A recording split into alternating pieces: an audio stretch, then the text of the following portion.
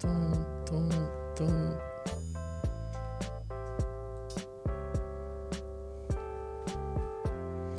Hi, I'm Mac McCarthy, and I help people with their breakups, and I'm doubling down today. 2 live streams because I just had some breakups come in, and I want to share them with you. So we're going to unpack your breakup stories today at a new time. A lot of people are wondering, what time are you going to be on? Sometimes it's spontaneous, and it's at different time zones. And so today I already have some stories to get through, and I want to share them with you. And if someone out there has a story they want to share, G Money is always money. So welcome, buddy. And if you want to get your story in, and we have time after I go through some of these breakup stories, Andrew Aragon, I have to email you. I think I've seen you on IG a few times. Aragon was actually the name of my high school, randomly. You can ask me some questions now, bud, if you like. So if you have a breakup story you want to share, and we possibly have time maybe at the end to do Skype, and you want to do something live, yes, been busy, aren't we all? So if you have one that you want to send in, I do have we can get the Skype set up if it's a real story, not like yesterday where some people called in and they just wanted to kind of talk. But we're going to get that dialed in eventually. What's that little rattling noise on the mic? All right, if you like this video, throw me a like. If you don't like it, don't like it. It's better to have an opinion. And if you want to subscribe. And if you want to book a live coaching session, which I highly recommend, with myself, you can go to writemac.com and you can check through the profiles. There's also another coach on there named Jessica that was on earlier this morning that's working herself into the breakup coach world. I am an RN who works in the hospital. Right on, man. Registered nurse. We were just talking about nurses earlier today. Andrew, did you want to talk to me about a breakup? I'm not sure exactly what you want to talk about, but we're gonna unpack some breakup stories today. It's night for me tonight. It's the 10 minutes to about 8 p.m. I wanted to give some other people an opportunity that don't get this time frame to maybe come on. It was a little light stream. Okay, so if you want to, I'll tell you what I'll do for you, Andrew. If you want to write out your story right now and email me, I'll go through it in the live stream on Skype if you have Skype. Usually this is something that I charge for, but if you want to consider contributing to the live stream, we can work that out, and you can make a donation, which is available on the live stream. If you don't want to share if you don't want to share your story on the live stream, which some people I can understand don't, then go to writemac.com, get a private video response, or you can go and book a live coaching session. It's up to you. Okay, G Money wants to hear some stories. I know he's always game for that, right? Right. So let's take a look here. First story on deck just came in, hot off the presses. My now ex-girlfriend broke up with me a couple weeks ago. We were long distance, physically together for about 4 months. She had to go back to Korea. I'm living in Guam. Wow, I've never been to Guam, but I used to have a couple friends I grew up with that were brother and sister that were from there, or their parents were from there, and they lived in California. Looks like a really cool island. I guess that's part of Micronesia. It's closer to the Philippines than Polynesia would be. Anyhow, so she had to go back to Korea. I'm living in Guam. After our internship, before this breakup, we were together for about a year. We had plans to visit each other often, every 3 or so months. And I would say Korea to Guam is not that far. They might even be in similar time zones.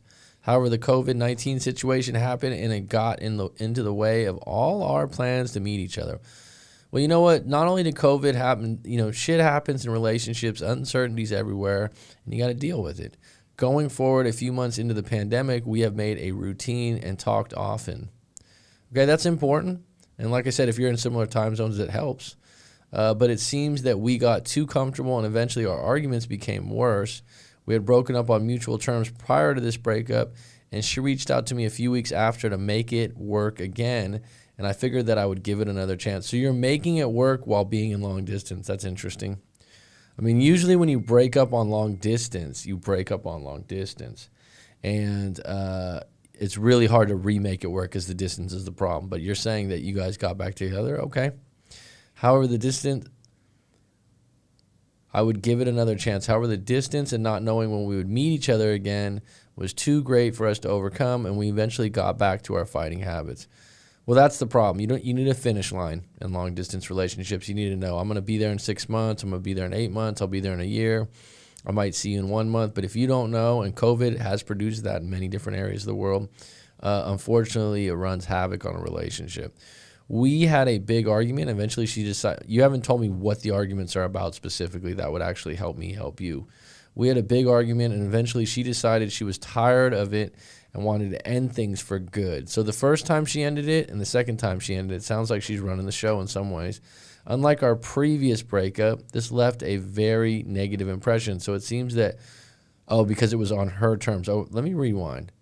This was more negative because the first time we broke up on mutual terms prior to the breakup. So now that this one was out of the blue and she came back to you, this is the part that pissed you off. Correct me if I'm wrong. This left me a very negative impression. So it seems that we probably will not contact each other anymore. It's been about 2 weeks since writing, and I'm really struggling with feelings of sadness and wanting to reach out to her. Well, you don't have a replacement. It sounds like you're still attached to this individual, which is very common because you were together, you had something going. And what I would tell you though, it says we were long distance physically together for about 4 months. If you were together that long, no matter how good, great, or grand it was, if you can stay in no contact, stay strong for about 2-3 months, you'll be fine.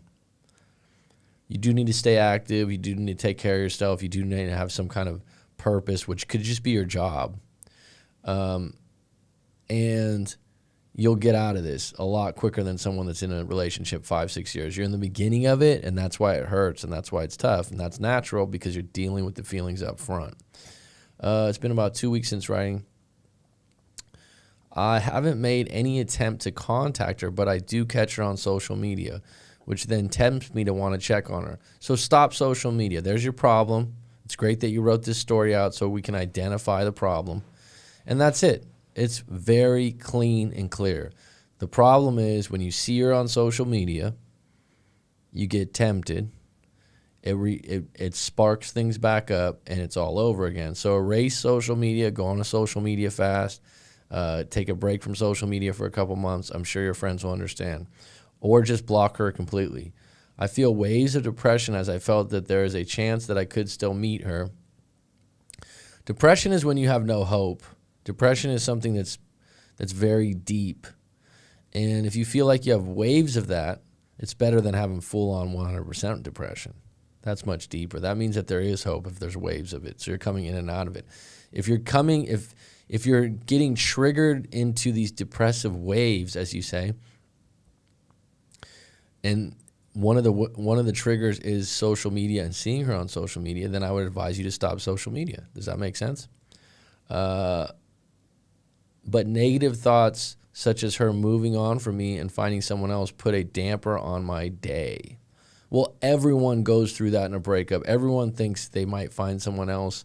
It's very, very common. The reality is the longer you go without contacting her and being without her and being busy and doing your own thing, that will dissipate. The way it'll stick around is by you checking on her social media.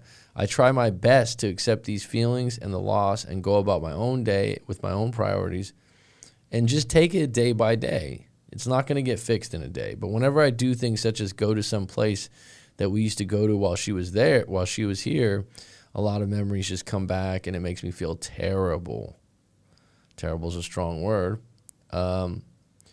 If you go back, do not go back to these places if it makes you feel terrible. Go find new places. That's my suggestion. It might sound very simple to you. I would avoid the places that make you feel terrible. I know it won't do me any good to keep going, to keep hoping that she will contact me again. She started a new job, and it seems like she is doing well off since we broke up. Seems like she's doing well off. Who knows? People always do this. She seems like she's doing so well, and I'm doing so shitty. You don't know how she's feeling. She's not going to make that evident to you. And newsflash, she came back to you the first time. If there's any possibility it's working again, history does repeat itself. If you lay off the gas, if you lay off the triggers of the social media, there's a possibility, because you guys haven't really done anything wrong. What I don't know is what you were fighting over. Oh, we got in fights. Oh, we got in fights. What are you fighting over?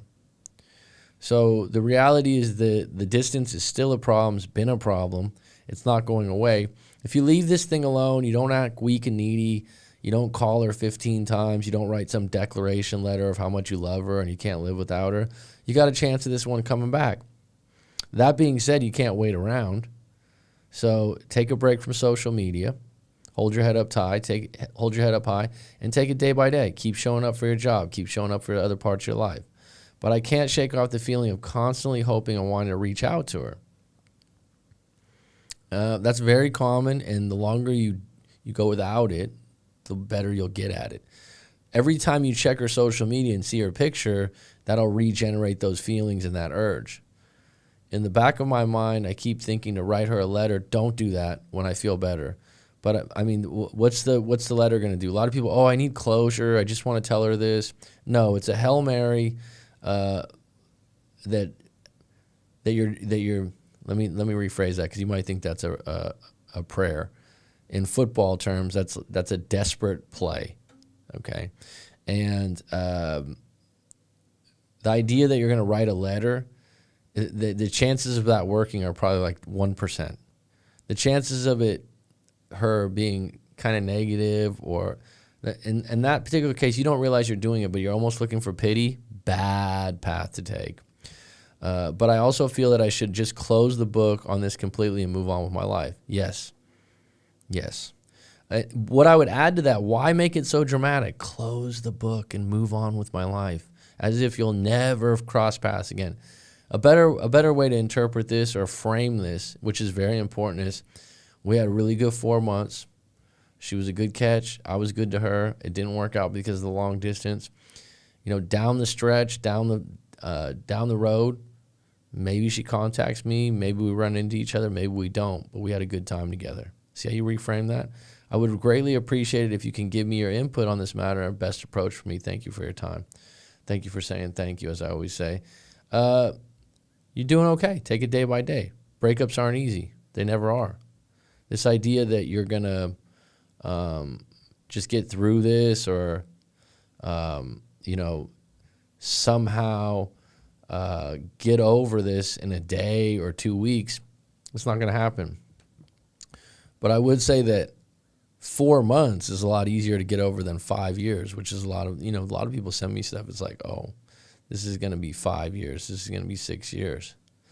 4 months, if you keep doing what you're doing.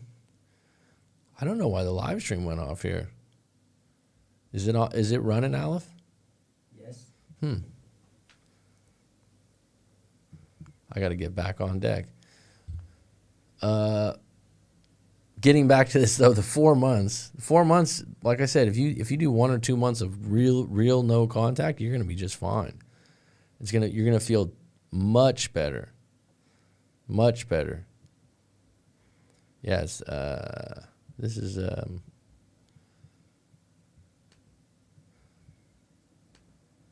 I don't know if it's still on. Is it on? It's on, but the live stream is only for free that I see. So maybe time is effect, I think. No, it's not on my computer.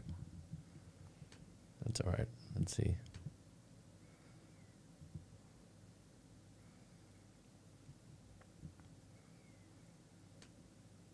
Yeah, we still see your face. It's not showing the chat. Really? Yeah. Maybe you press. It's still showing it. Yeah. All right, David, check. I'm back on deck here. It's not showing the chat. Yeah, it's in the chat, but you had to mute that. Maybe on YouTube. And live with OBS. OBS doesn't show the chat though. Yeah. So it went off. I don't know how to come back to it. That's really weird. Oh, wait. No. I'm going to have to cut out and go back. still on live actually? Yep. But only on this. So you can't read the chat.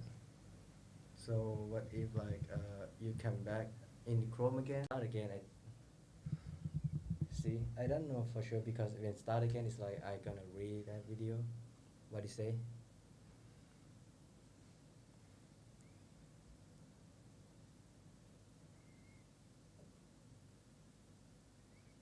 Yeah. Is it showing right now? You say you're live now. What a mess. Yeah. So you're live right now until. Okay, so it's back on the. It's not going to show me the live stream then. I'm gonna have to cut off and come